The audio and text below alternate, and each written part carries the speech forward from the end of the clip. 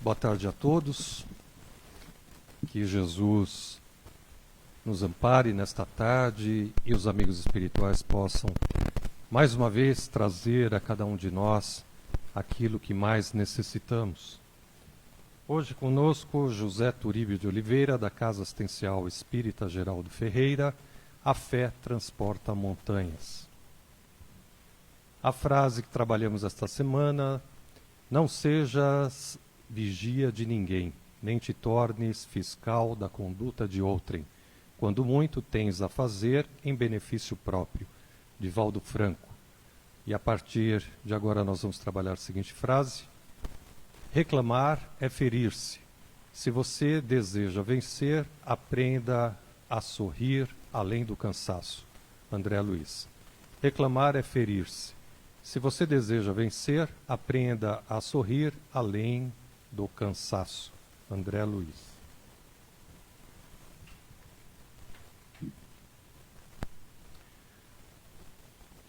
Capítulo 8. Bem-aventurados os puros de coração, deixar vir a mim os pequeninos. João Evangelista, Paris, 1863. Disse o Cristo: deixai vir a mim os pequeninos. Essas palavras tão profundas, na sua simplicidade, não fazem apenas um apelo às crianças, mas também às almas que gravitam nos círculos inferiores, onde a desgraça desconhece a esperança. Jesus chamava a si a infância intelectual da criatura formada, os fracos, os escravos, os viciosos.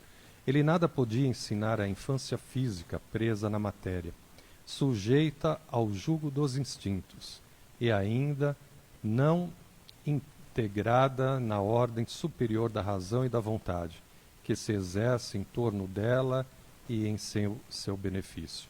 Jesus queria que os homens se entregassem a ele com a confiança desses pequeninos seres de passos vacilantes, cujo apelo lhe conquistaria o coração das mulheres, que são todas mães. Assim, ele submetia as almas à sua terna e misteriosa autoridade. Ele foi a flama que espancou as trevas, o clarim matinal que tocou a alvorada. Foi o iniciador do espiritismo, que deve, por sua vez, chamar a si, não as crianças, mas os homens de boa vontade.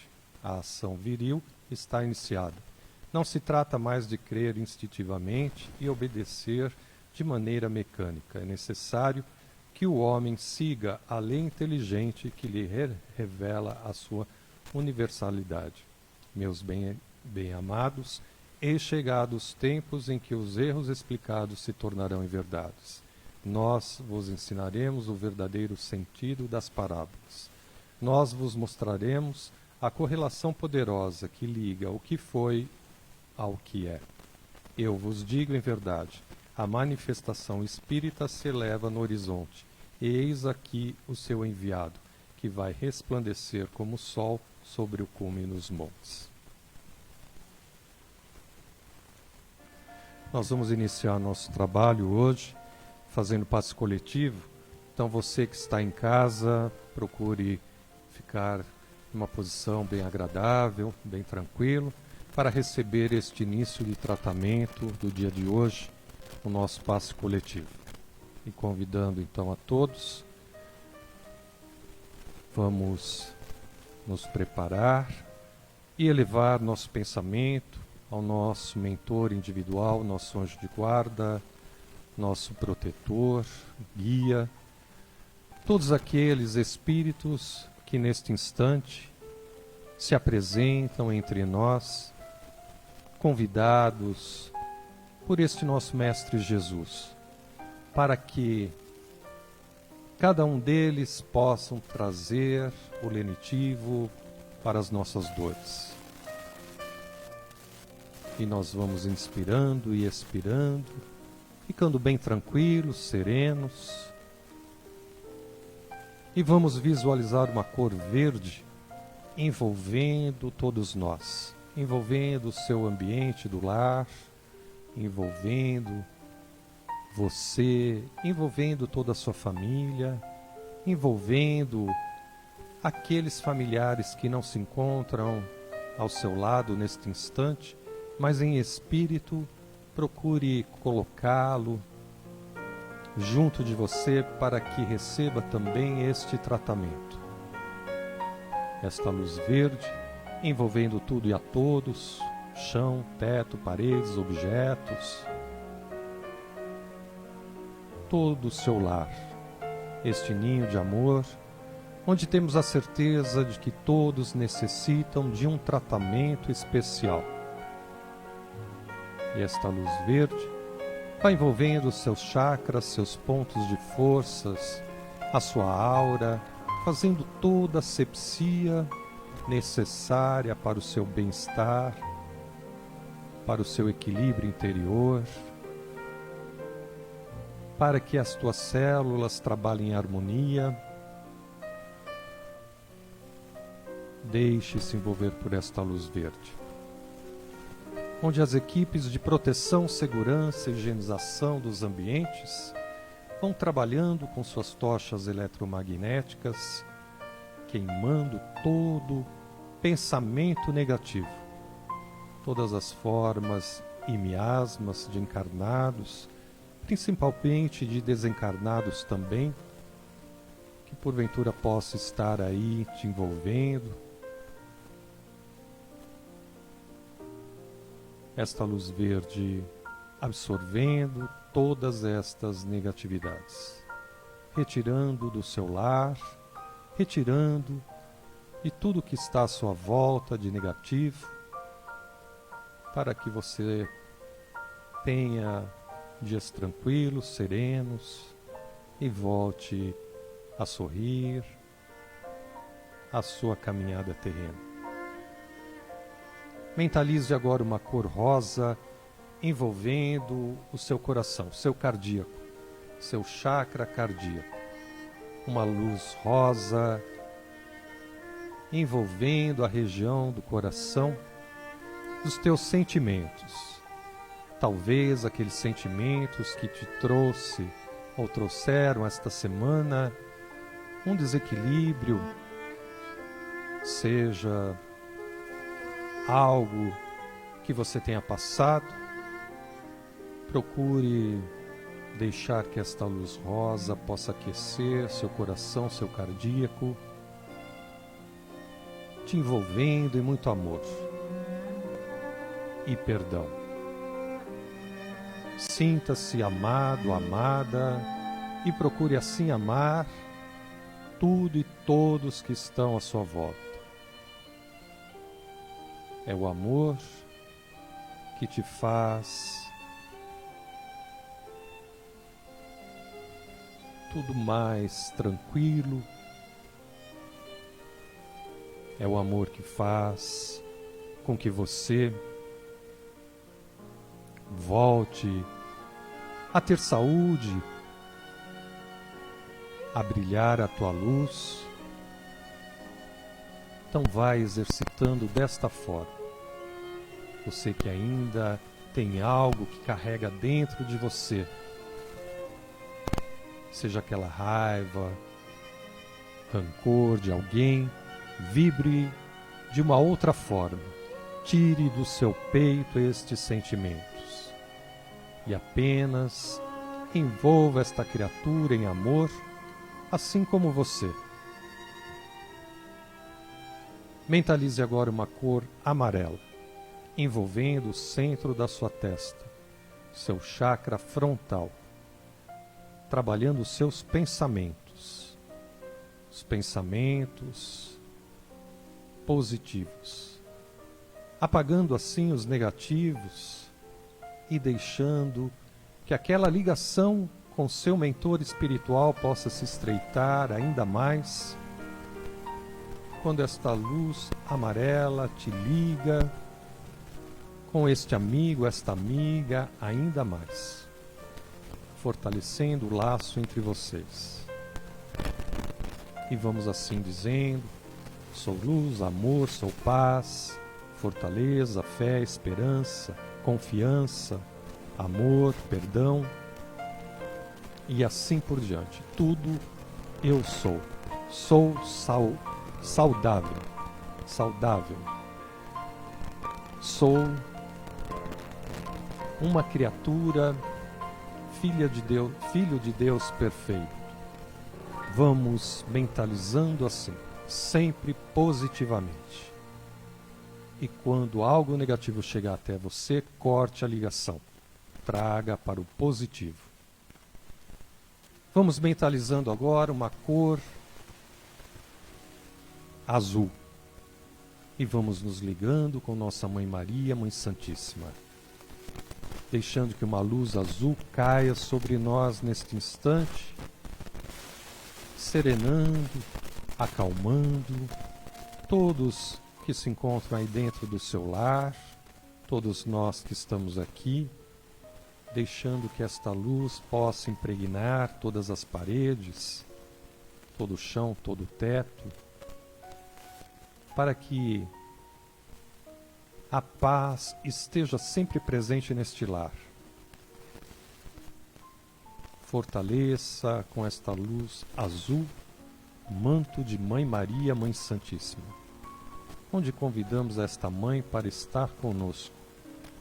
Não só este momento, mas todos os momentos da nossa vida, e convidando o nosso Mestre Jesus, para que com a sua luz dourada possa envolver, fortalecer a guarda, a proteção do nosso lar, de todos os nossos entes queridos, todos os cômodos, este lar totalmente banhado por esta luz dourada. O nosso Mestre Jesus, fortalecendo nós, cada um de nós, em espírito. E agradecemos, Pai, pelo dia de hoje. Agradecemos por estes momentos que estamos aguardando para receber todos os ensinamentos desta tarde. E vamos envolvendo com muito carinho o nosso irmão José Turíbio de Oliveira, para que ele traga a sua mensagem e, através das nossas vibrações, possa levar desta casa tudo aquilo que nós estamos neste instante vibrando para ele e para toda a sua família. E assim todos nós, fortalecendo a nossa proteção, a nossa fé, com a prece Pai Nosso, que estais nos céus. Santificado seja o vosso nome. Venha a nós o vosso reino. Seja feita a vossa vontade, assim na terra como no céu. O pão nosso de cada dia nos dai hoje. Perdoai as nossas ofensas, assim como nós perdoamos a quem nos tem ofendido. E não nos deixeis cair em tentações, mas livrai-nos de todo mal, que assim seja. Que Jesus abençoe todos nós. Que assim seja.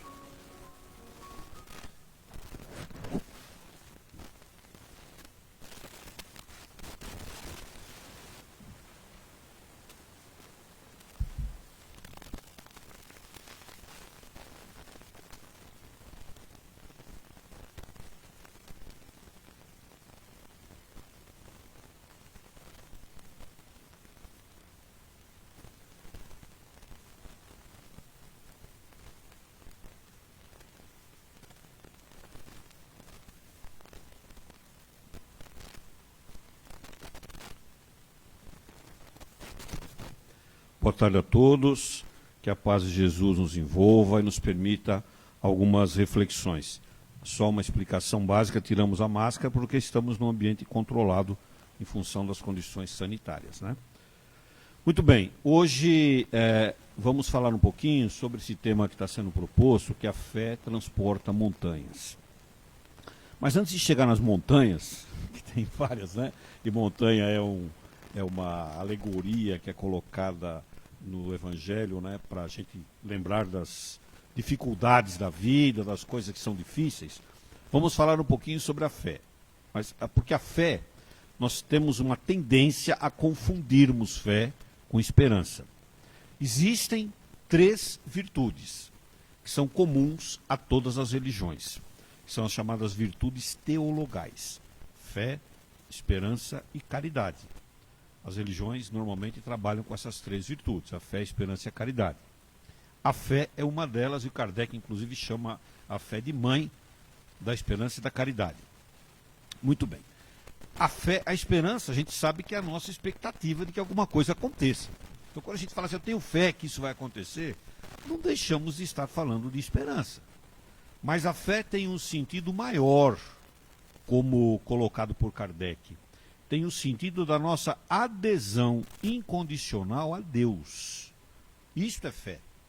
A fé é a nossa adesão, a nossa crença em um ser superior que dirige tudo e todos.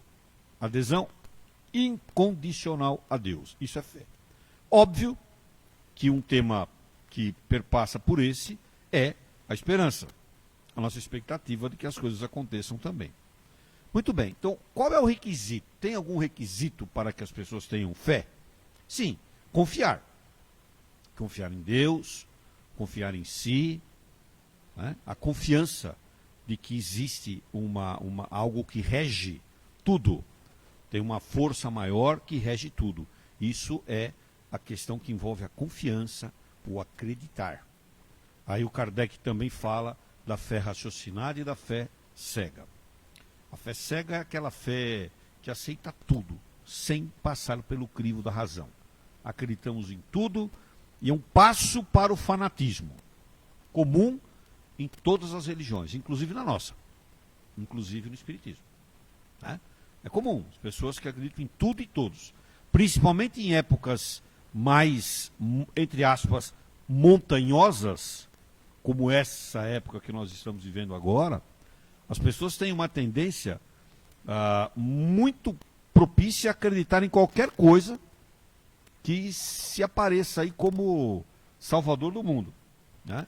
Então, vamos acreditar que pode acontecer aí um milagre, não sei o quê, vai acontecer uma transformação, não sei o quê, algo sobrenatural. Cuidado, o fanatismo, ele leva a grandes complicações na vida das pessoas. Então, essa é a fé cega. A fé raciocinada, a fé da razão, é aquela embasada na ciência, na razão. Você passa tudo pelo crivo objetivo, tudo pelo crivo da razão, que é aquela fé religiosa. É a fé que acredita, mas sabe das questões, o que envolve as questões das transformações. Por isso que o Espiritismo é uma condição também científica, porque explica tudo à base da ciência. Quando você lê as obras de Kardec, você vai ver que Kardec focaliza a ciência também como algo inerente ao Espiritismo. O Espiritismo vai se basear na ciência quando analisa, quando estuda a profundidade, as razões, os porquês, quando estuda os fenômenos, os acontecimentos, segundo a égide científica. Né? As hipóteses, parte das hipóteses, das teses, das antíteses, e analisa para chegar às conclusões. Muito bem, isso é a fé raciocinada. Isso envolve a fé raciocinada, que não permite que a gente seja enganado, que não nos permite cairmos no fanatismo, nos permite sim confiar em Deus. Esta é a fé raciocinada. Um dos apóstolos de Jesus, o Tiago, que a gente não consegue precisar se era o maior ou o menor, nem os historiadores conseguem precisar isso com muita exatidão, porque tinham dois apóstolos com o nome de Tiago, né? Um chamado de maior e menor, porque um era maior do que o outro, só isso. Então o maior era maior, o menor era menor, óbvio, né? Bom, um dos apóstolos, o Tiago, ele escreveu uma epístola. Epístola eram as cartas que eles escreviam para as comunidades, né? E ele escreveu uma só. E lá na epístola dele, ele fala que a fé precisa de obras. A fé sem obras é morta. Claro, porque adianta você acreditar em Deus, ter confiança numa regência maior de tudo e de todos, e não fazer nada, não ter obras, não trabalhar nas obras de caridade, não ajudar a construção novo momento do planeta, não ajudar na renovação do planeta, adianta? Não. Nós somos obreiros. Nós somos obreiros de Deus. Estamos encarnados como espíritos para construir. Então a nossa adesão a Deus nos condiciona a trabalharmos nas obras para Deus, que nos envolve diretamente. Se nós somos uma centelha divina, Deus está dentro de nós. Então somos também beneficiados. Essa é a fé a qual o Tiago se referia, a fé que precisa de obras. Sem obras, ela é morta. Bom, por que se fala das montanhas, então? Vamos falar um pouquinho das montanhas agora, a fé que remove montanhas.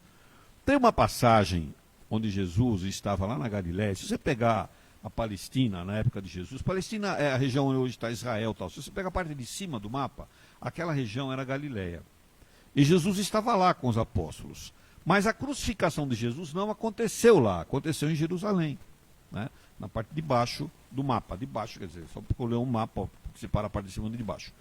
Então Jesus estava com os apóstolos e ele sabia que estava se aproximando o momento de ter que se cumprir a sua morte por crucificação, a sua ressuscitação. Quando ele aparece depois, né, ele fala da ressuscitação. Estamos usando essa expressão porque é o que está lá no Evangelho, né?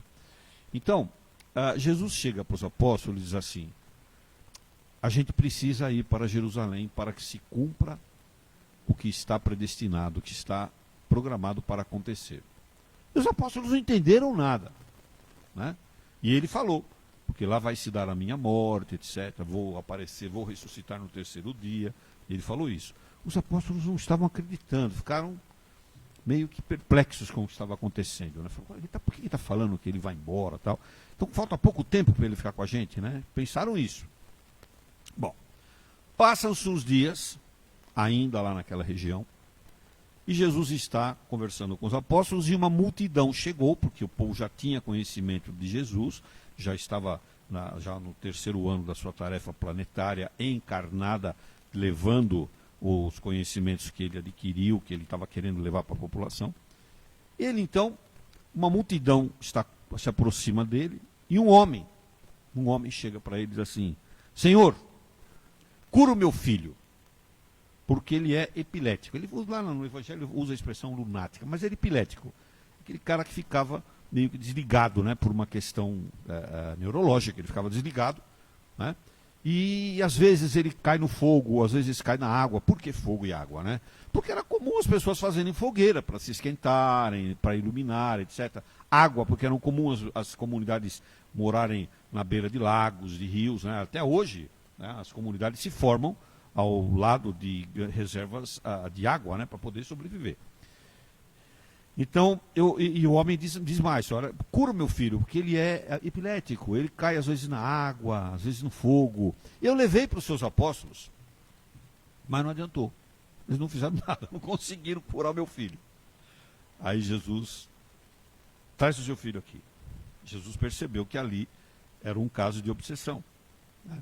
E fez ali aquilo que a gente faz nas casas espíritas, né? Que é a doutrinação, né? Doutrinou aquele espírito, conversou com o espírito, né, de uma maneira firme, e o espírito foi embora. Doutrinou o espírito e o rapaz ficou curado, né? Aí os apóstolos olharam, né, falaram assim: mas como é que nós não conseguimos fazer isso e você conseguiu? Ele falou assim: raça incrédula. Ou seja, vocês não acreditam, né? Até quando eu vou ficar com vocês? Porque estava chegando um tempo já, né? Ele falou: vocês têm que fazer alguma coisa, gente, porque eu estou indo embora, alguém tem que continuar isso aqui, né? Embora só fisicamente, porque ele nunca foi embora, evidente, né? Sempre esteve e sempre estará. Raça incrédula, até quando eu vou ficar com vocês? Falta para vocês fé. Se vocês tivessem fé de um tamanho de grão de mostarda, mostarda era um condimento muito utilizado naquela época, que é menor que um grão de feijão, arroz de hoje, né? Da época também, né? Não mudou. Então, se vocês tivessem a fé desse tamanho aí, vocês falariam para essa montanha: move-te daqui para lá, e ela se moveria. Por que montanha? Porque montanha é o que estava perto dele. A região era montanhosa, e não era como hoje, planície, ruas, etc. Tal. Nada disso, eram montanhas mesmo. O ambiente era bastante rude, bastante rudimentar. Então, se vocês tivessem a fé do tamanho de um grão de mostarda e falassem para essa montanha, move-te daqui para lá, ela se moveria. Óbvio que era alegoria. Jesus não estava a fim de fazer nenhum efeito físico ali para mover montanha, nada disso. Ele estava levando aqueles apóstolos, aqueles discípulos, a pensarem que eles poderiam, com a fé, remover qualquer obstáculo grande. A montanha era para dar ideia de obstáculo grande. Né? E aí ele complementa ainda. Agora, esse que estava aqui, que era o espírito que estava lá, né? Ele complementa. Esse que estava aqui é com oração e jejum que se resolve. Opa, oração e jejum? Jesus falou de jejum. O que significava oração? Oração era a fé, orar e pedir. É o que a gente faz nas casas espíritas, né? Quando a gente está nos trabalhos de desobsessão, etc e tal. Doutrinação. Mas, por que jejum? Não era jejum ficar sem comer, nada, 2 dias, 3 dias, nada disso. É o jejum da pureza pessoal. Como é que você pode doutrinar um espírito? Como é que a gente pode chegar para tirar uma pessoa que está sob uma obsessão se você está numa condição inferior ao obsessor? Então você tem que estar numa condição superior ao obsessor para poder ter autoridade moral para conversar com ele. Esse é o jejum ao qual Jesus se referia. Né? A sua pureza interna. Libertar-se das coisas que você tem dentro de você que o tornam impuro. Né? Então Jesus falou isso. Por isso a montanha. Nós temos muitas montanhas na nossa vida. Temos montanhas de ordem física, material, social, espiritual, financeira. Nós temos montanhas. As nossas dores físicas são montanhas. Como a gente sai disso? Ó, a gente tem aí o efeito da fé sobre o fluido universal. Se nós somos seres magnéticos, porque estamos num planeta que é magnético, isso é geológico, não é física, não é o espiritismo que trabalhou isso, né? O espiritismo trabalha esse tema também. Nós somos seres que estamos num planeta que tem magnetismo pela própria constituição mineral do planeta, né? Ferro, níquel, cromo, não sei o que e tal. Tudo isso gera uma camada magnética. Nós somos seres magnéticos, então nós estamos influenciando o fluido universal que está ao nosso fluido, que é o que o Kardec usa lá na Gênese, quando ele chama o magnetismo de fluido. Né? E ele fala que vocês chamam de fluido de magnetismo. Né? Então, esse fluido universal, nós também agimos sobre ele. Então, isso pode provocar ações sobre nós e restaurar a nossa saúde, claro, dentro de condições normais. Aí entra a fé raciocinada.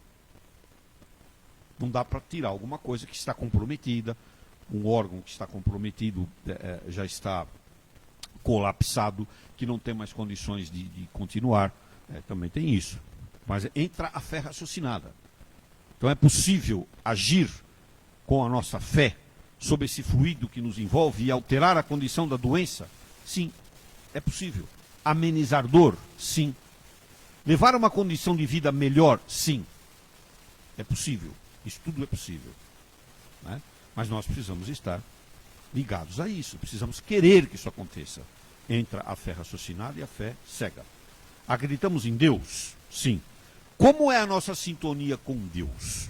O Espiritismo fala disso. Como nós, espíritas, nos sintonizamos com Deus? A nossa sintonia com Deus é assim: ah, Deus, faz eu ganhar na Mega Sena, me deixa ser bem rico. A nossa sintonia é assim? Ou é uma sintonia de agradecimento pela vida? Deus, obrigado pela vida. Obrigado por eu estar aqui nesse planeta, nesse momento, aprendendo. Como é a nossa sintonia com Deus? Que tipo de espíritos, quais os tipos de espíritos se ligariam a nós se a nossa ligação com Deus não for pura? Entre aspas, de jejum, como Jesus falava.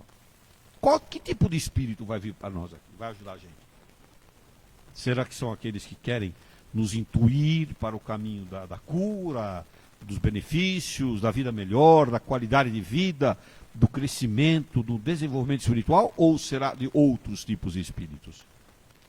Então depende da nossa ligação, como nós estamos ligados a Deus. A ciência olha isso. Isso não é só o Espiritismo que fala. A ciência olha isso. Talvez um dos maiores estudiosos desse assunto foi um cientista canadense, o professor Ian Stevenson, que já desencarnou, né? Mas foi o primeiro que trabalhou o tema desencarne, reencarnação, a fé, né? A ciência trabalha isso. E os seguidores dele trabalharam muito esse tema no âmbito científico, todos. Então, olha bem o que a ciência fala, comprovadamente, né? A chamada medicina integrativa. Se tem algum médico aí presente ou nos assistindo, talvez saiba explicar isso muito melhor que eu, que não sou médico. Mas a medicina integrativa, trabalhada nas universidades, nos cursos de medicina agora, atualmente, não é de 10 anos atrás, 20 anos, é agora, atualmente, a chamada medicina humanizada, que trabalha os aspectos das condições de saúde física, mental, social e espiritual. Aproxima paciente e médico. Acaba sendo um tratamento customizado, ou seja, o tratamento para aquele doente. Claro que os protocolos são seguidos, óbvio que valem para todos, mas para aquele doente especificamente. Qual é a relação dele com Deus? E aí constata-se que a medicina fala isso, né? Os estudos científicos mostram isso, que aqueles que frequentam um culto religioso por semana, ninguém está falando que é ir num centro espírita, é um culto religioso, que tem fé em Deus, vive em média 7 anos a mais. Oba, vou todo dia na igreja, então no centro que eu vou viver 49 anos a mais. Não, não é assim. É qualidade de vida melhor, né? 40% dos problemas de pressão alta são resolvidos com essa condição. E são resolvidos, são amenizados, né? Então, a ciência mostra que a fé pode ser utilizada em benefício nosso. Mas como nós queremos que ela haja? Tem pessoas que gostam de ser vítimas, tem pessoas que gostam de mostrar-se inferiorizadas. Então é preciso fazer um up, né? Levantar a nossa vida em direção a Deus. Melhorar a nossa crença em Deus, a fé em Deus. Por isso que no centro espírita, as casas espíritas falam de Deus, de Jesus. De Kardec, que trabalhou esse tema maravilhosamente. Por isso que nós falamos isso e insistimos nisso, batemos nisso. É preciso colocar Deus na nossa vida, Jesus nos nossos princípios. A fé, como a gente falou que é a adesão a Deus, é fundamentada nas estruturas, no fundamento das religiões. Nós temos fundamento na nossa religião. O Espiritismo tem o fundamento da reencarnação, o fundamento de Deus como Criador de tudo e de todos, como Jesus, o Espírito máximo que já passou por esse planeta, e o que é o governador planetário, que criou o planeta e que rege tudo aqui, a partir de Deus. Jesus é filho de Deus. Então, essas condições nos colocam numa situação de melhoria em relação à nossa fé, em relação a Deus. E principalmente quando a ciência nos mostra, nos comprova, fica mais fácil da gente trabalhar o tema. Agora, nós estamos sempre falando disso, né? Estamos sempre buscando entender isso. Tem uma outra passagem, outro momento de montanha também, né? Por que Jesus falava montanha de novo, né? Estou só explicando novamente. Porque montanha é algo grande, que parece intransponível. Tem uma outra passagem de Jesus com os discípulos que mostra isso claramente. Eles ainda não eram apóstolos, chamaram de apóstolos, eram discípulos ainda. Por isso a gente fala discípulos, mas pode chamar de apóstolos também, porque todos viraram apóstolos, os 12. Então o que aconteceu? Jesus estava com eles, caminhando, e tiveram fome, e viram uma figueira. Todo mundo conhece essa parábola já, né? Todo mundo já ouviu falar dela. Viram uma figueira. Opa, vamos comer figo. Então, eu vou parar a historinha agora aqui, falar um pouquinho da figueira, depois eu volto na historinha. Por que figueira? Não podia ser uma laranjeira? Um pé de mexerica? Não podia ser, né? Uma jabuticabeira? Jabuticabeira só no Brasil que tem, né? Uma mangueira, tem que ser figueira. Por que figueira?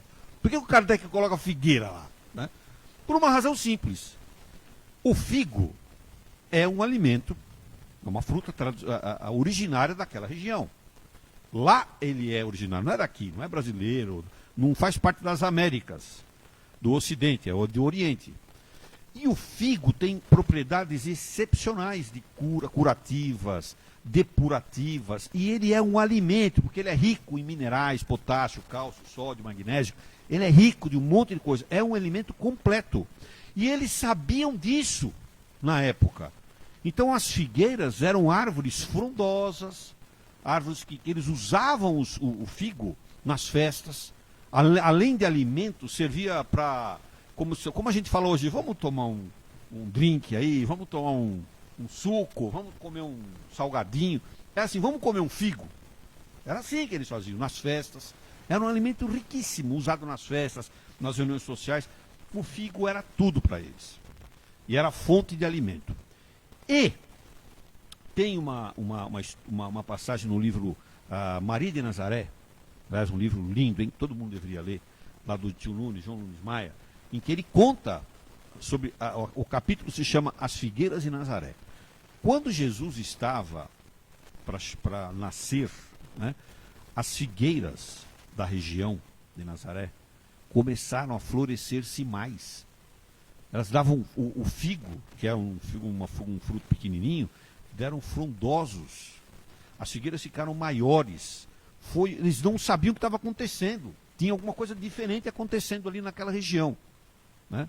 Então, por isso que a figueira tem um sentido evangélico importante. Só por isso. Bom, então vamos voltar na história agora. Jesus está passando por lá, estava todo mundo com fome, acho que era da hora do almoço, provavelmente, né? Sei lá, ou de manhã, não sei. Estava todo mundo com fome.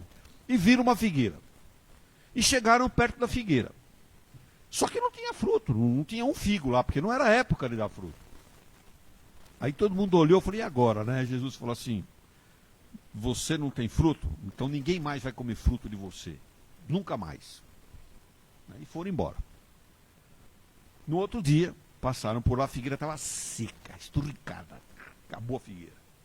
Aí os apóstolos falaram, olha, mestre, a figueira que você amaldiçoou, olha o que aconteceu. Não amaldiçoou, né? Ele só falou da figueira. É que Jesus não perdia a oportunidade de usar aqueles momentos para dar ensinamentos.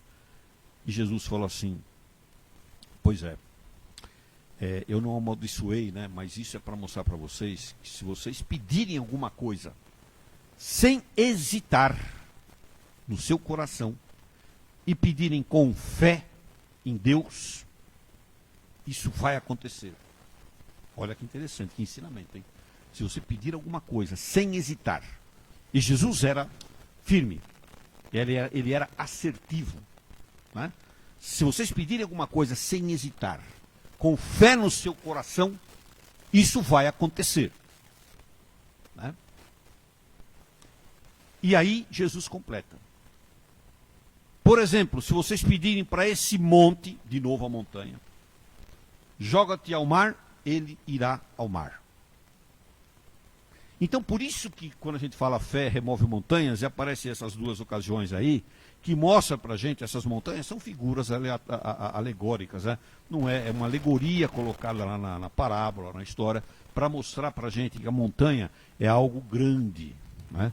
Alguma coisa que faz parte de uma concepção diferente, de uma concepção maior, quase intransponível, tá? E traz isso para os nossos dias de hoje. Quanto a gente confia? E olha, que sempre nós somos convidados a mostrar a nossa confiança em Deus. Tem uma passagem do Pedro, o apóstolo Pedro, que era o mais velho, aquele que Jesus falou, né, que sobre a pedra iria se consolidar a sua doutrina, né?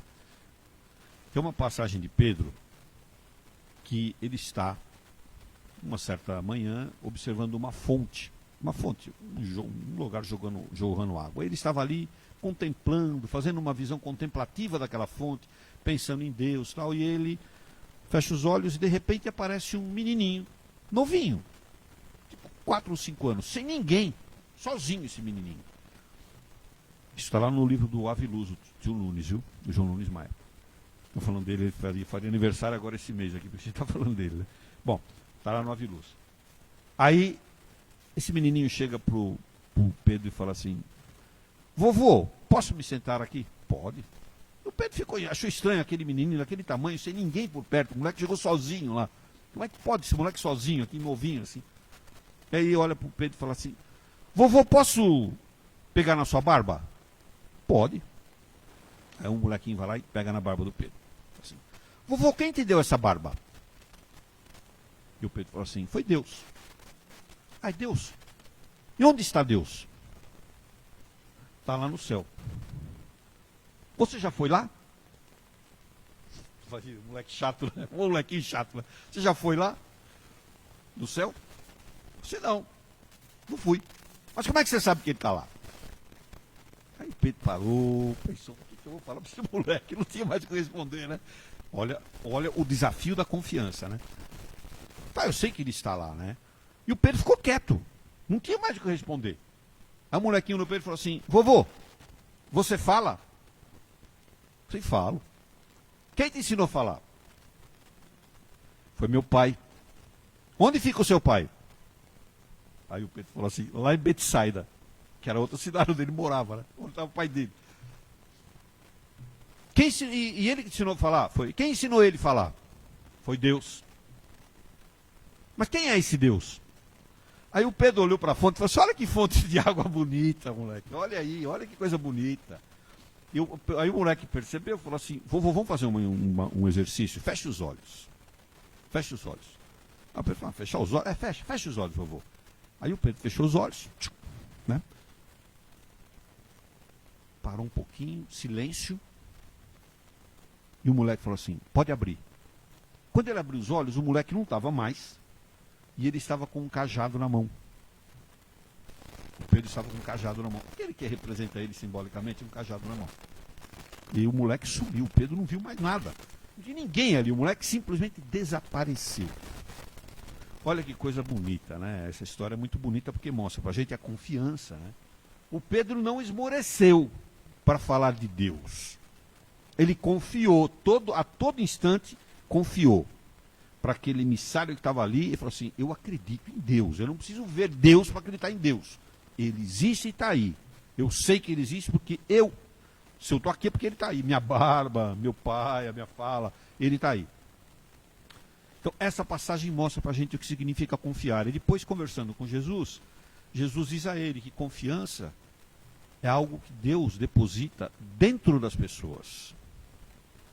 E que ela vai crescendo, ela pode se potencializar. Jesus não usou esse verbo, porque não existia na época o verbo potencializar, né? Mas ela pode crescer dentro das pessoas. Isso é fé. Então que a gente saia daqui hoje com a certeza de que a fé pode ser o grande caminho para as nossas para a resolução das nossas montanhas. E que essas montanhas sejam vistas como as nossas dificuldades, as coisas naturais da vida, sejam elas de ordem física, mental, social, espiritual, as dificuldades naturais que estão aí para a nossa evolução. Acreditemos, confiemos, tenhamos confiança e, acima de tudo, tenhamos fé. Que Jesus nos ilumine e nos permita refletir sobre essa fé que move montanhas.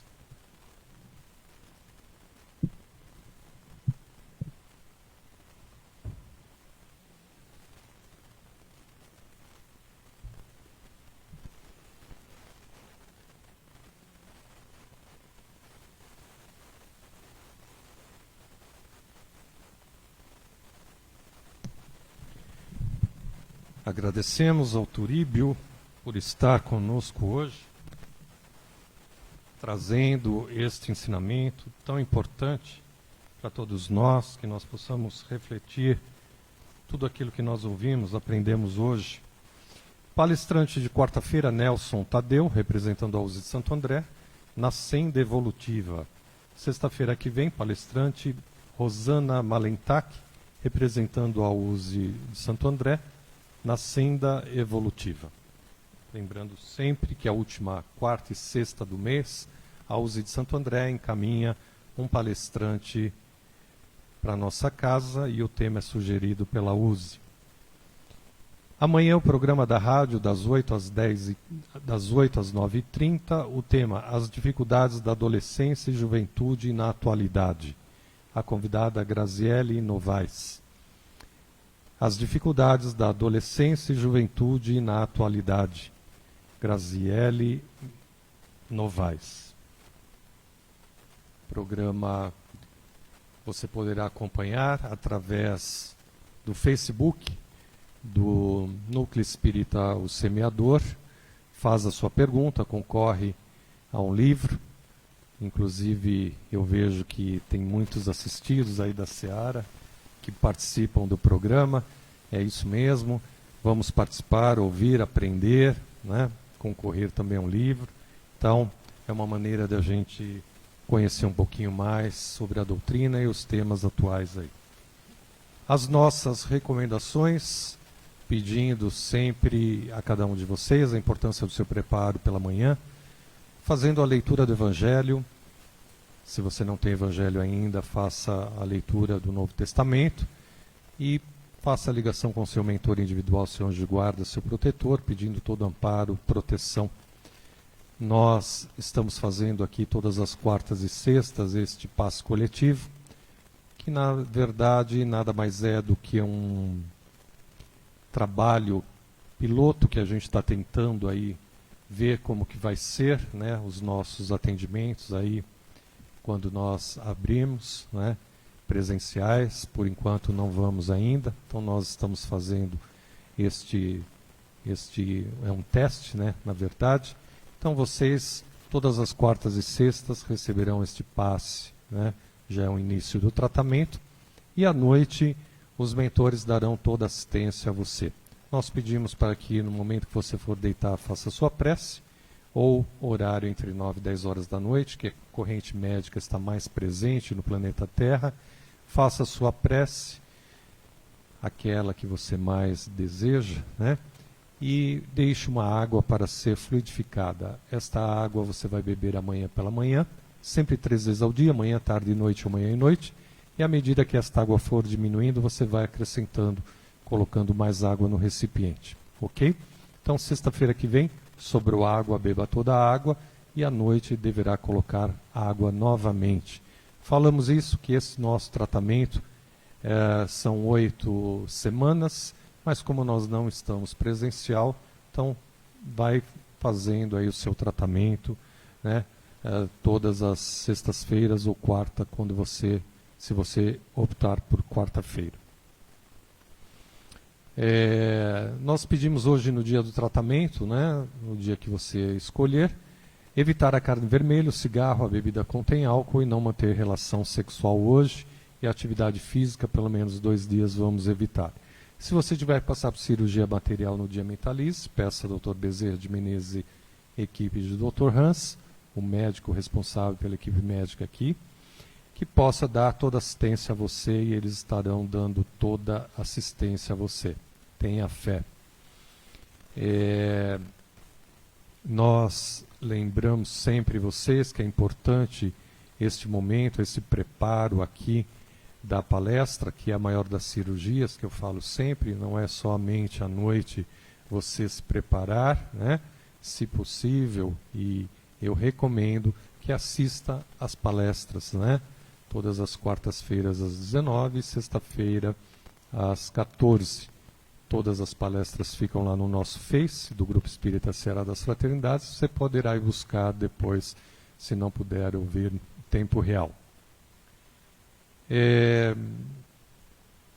Nós agradecemos a todos vocês pela colaboração do delivery, tudo que vocês colaboram aqui com a nossa casa, né, as doações, ou através de conta bancária, enfim, alimentos, roupas que chegam.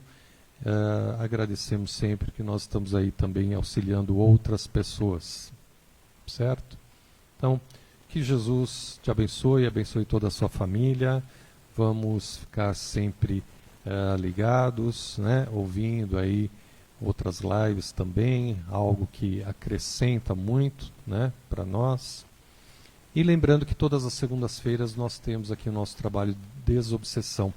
Então, aqueles que estão passando por algum processo, né, parecido, obsessivo, ou alguma necessitando de um tratamento aí espiritual mais direcionado, fiquem em sintonia com a casa todas as segundas-feiras, às 20 horas.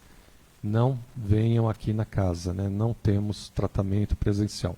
É a sua ligação com a casa e os trabalhadores vão estar aí dando todo o suporte, toda a sustentação para você.